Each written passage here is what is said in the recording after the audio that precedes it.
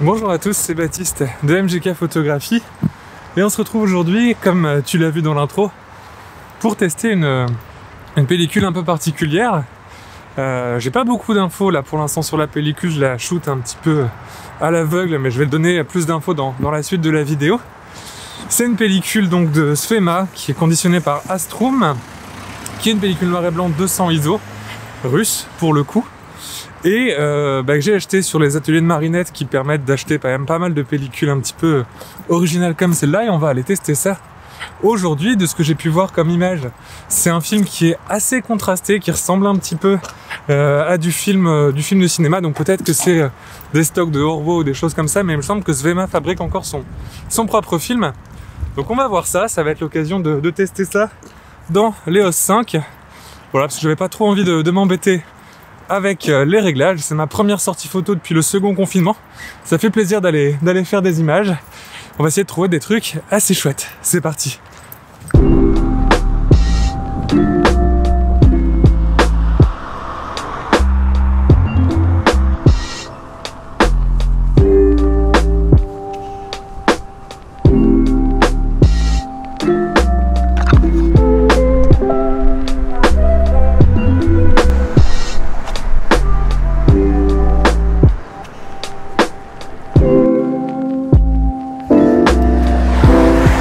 Aujourd'hui j'ai de la chance, il y a vraiment une super jolie lumière. Là je m'aventure dans des endroits que j'ai pas photographiés, vers le nord de l'île.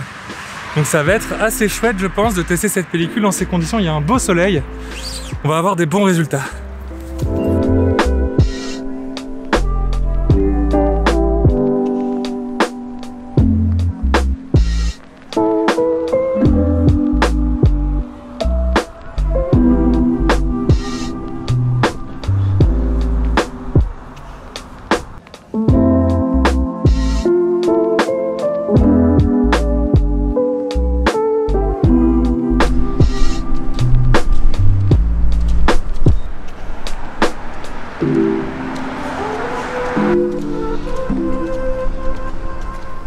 C'est toujours intéressant quand je fais ces petites vidéos où je teste des pellicules, puisque j'essaie d'aller dans des endroits un petit peu différents que je connais pas à chaque fois, sinon ça devient vite répétitif. Même si le but, là je teste une pellicule que je connais pas du tout, donc c'est pas un projet photo particulier, parce que j'aime bien connaître un peu les films avec lesquels je travaille quand je travaille sur des projets en particulier. Mais ça me force à découvrir des endroits comme ça, des lieux que je vois plus rien avec les lunettes, des lieux que j'aurais pas trouvé. Là par exemple je viens de passer à côté d'une usine qui a fermé, mais sur lequel il y a encore les traces des mots des syndicats de la lutte pour éviter que l'usine ferme. Et c'est intéressant parce que c'est un lieu que j'aurais pas trouvé du tout en temps normal, parce que c'est pas du tout un quartier où je vais d'habitude.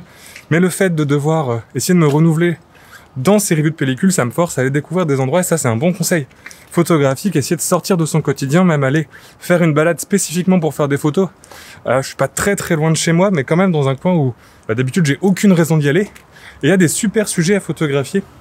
Donc ça c'est plutôt chouette, et c'est un peu grâce à cette chaîne YouTube que je me force à faire cet effort-là, d'aller me renouveler en permanence.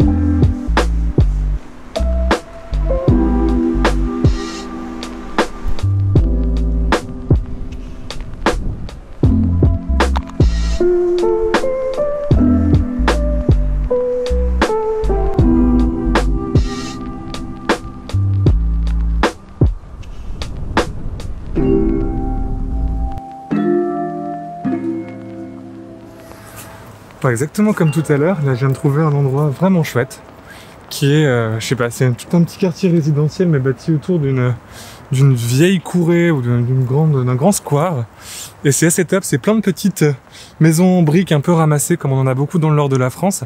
C'est un endroit que j'aurais jamais découvert sans me balader un petit peu au hasard, et c'est vraiment très chouette. Bon, c'est toujours un petit peu particulier de photographier, moi j'aime bien photographier l'architecture et les façades Dans ce genre d'endroit, j'ai toujours peur qu'on me prenne pour un cambrioleur qui fait du repérage. Bon là c'est très calme, on est en pleine journée, en pleine matinée, donc il n'y a pas grand monde. Mais c'est vrai que moi j'ai toujours un petit peu peur de me dire avec mon appareil photo, mon équipement, est-ce que je vais pas finir par me faire arrêter pour repérage de cambriolage? Bon, moi je fais que des vidéos sur YouTube donc ça va, mais c'est vrai que on pense pas assez au risque du métier.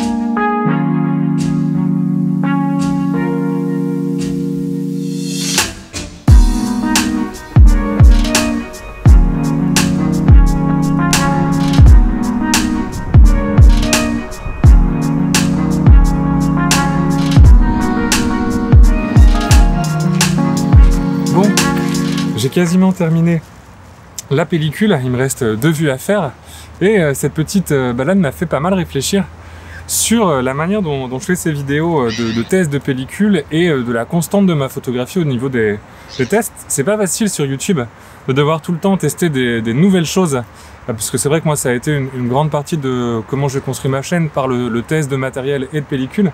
Et c'est vrai que des fois il y a un côté un peu frustrant à toujours devoir utiliser des choses nouvelles pour créer du contenu pour YouTube. Et se pose la question pour le coup de la constance de la pratique photographique avec le test de plein de matériel différents. La dernière fois sur Instagram, il y a un d'entre vous qui a commenté encore une fois une façade prise de face par EMGK. Et c'est vrai que c'est quelque chose que j'ai tendance à faire beaucoup. Photographier comme ça de l'habitat, de façade ou de l'architecture de face de manière assez plate. Et ça m'a fait réfléchir parce que j'ai regardé mes propres images et c'est vrai qu'il y en a beaucoup. Et là encore aujourd'hui, en étant conscient, j'ai fait beaucoup ça. Et c'est un truc que je fais souvent. On m'a posé la question, est-ce que tu veux en faire un zine ou quelque chose comme ça? Et c'est vrai que ça a fait naître en moi un questionnement par rapport à cette pratique. Et à ce que je fais, malgré le matériel, j'ai quand même une constance dans des thématiques qui m'intéressent. Il y a des thématiques que j'aimerais développer aussi en 2021 et sur l'année, des choses que j'ai pas pu développer en 2020 à cause de la pandémie, notamment en termes de portraits, mais ça on en reparlera dans une autre vidéo. Mais c'est vrai que j'aimerais me lancer dans un projet plus conséquent et surtout plus réfléchi sur l'habitat et sur l'architecture. Et je pense que ça va être une des constantes de l'année qui va arriver.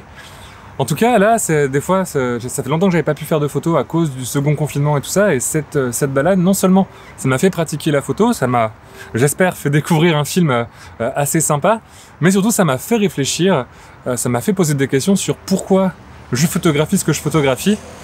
Et c'était intéressant, c'était presque une balade photo un peu philosophique.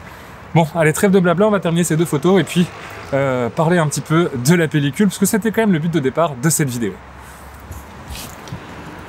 Et voilà le temps d'un développement de pellicule, j'ai aussi changé l'intégralité du décor de la chaîne.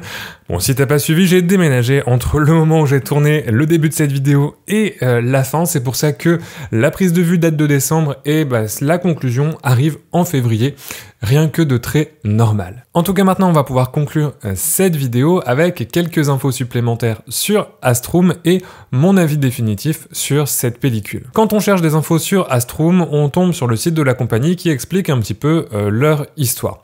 Alors, bien évidemment, comme beaucoup de compagnies argentiques aujourd'hui, ils sont pas forcément hyper volubiles sur quelle est la production de leurs films, etc. Mais on apprend quand même 2-3 petites choses. C'est une compagnie qui a tout d'abord récupéré les usines de Sfema, donc les usines du fabricant d'ex-URSS, puisque Sfema était un fabricant de films dans l'Union soviétique.